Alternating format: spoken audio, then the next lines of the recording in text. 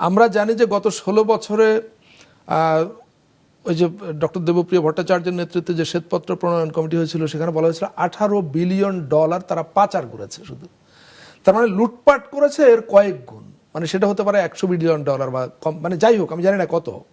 যা লুটপাট করেছে পুরোটা তো পাচার করেনি, পাচার করেছে একটা অংশ বিশেষ। আমরা যদি শুধু ওইটাও ধরে রাখি $18 বিলিয়ন যারা পাচার করেছে, সেখান থেকে $1 বিলিয়ন খরচ করা তাদের জন্য কোনো ব্যাপার না। তো টাকা দিয়ে তো অনেক রকম পরিস্থিতি তৈরি করা যায়, সুতরাং তারা এটা চেষ্টা করবে। আমরা সোশ্যাল মিডিয়াতে সেটার একটা প্রকাশ দেখি যে তারা টাকার বিনিময়ে এক ধরনের প্রপাগান্ডা এখানে চালু রেখেছে এবং সেই প্রপাগান্ডাকে তারা দিন দিন জোরদার করছে, এটা সত্য।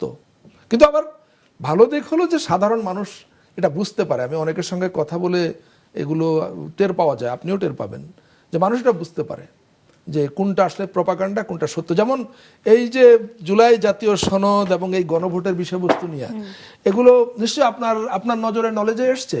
বলা হচ্ছে যে এই গণভোট হলো আমরা পাকিস্তানের পক্ষে না বাংলাদেশের পক্ষে, এই গণভোট হলো 71 সাল থাকবে কি থাকবে না, এই গণভোট হলো 26শে মার্চ থাকবে কি থাকবে না, 16ই ডিসেম্বর থাকবে থাকবে না। এগুলো যে ডাহা মিথ্যা কথা, এটা বেশিরভাগ মানুষ বোঝে।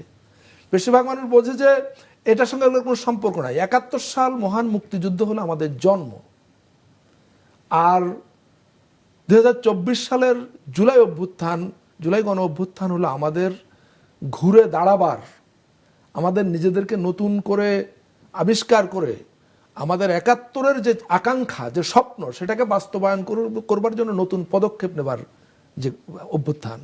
সুতরাং দুটার গুরুত্ব, 71 তো সবচেয়ে বড় ঘটনা, জুলাই অভ্যুত্থানকে আমরা বলছি যে 71 সালের মহান মুক্তিযুদ্ধের পরে সবচেয়ে বড় ঘটনা। এটা না আপনার মধ্যে কোনো সন্দেহ আছে বলেন তো আমাকে?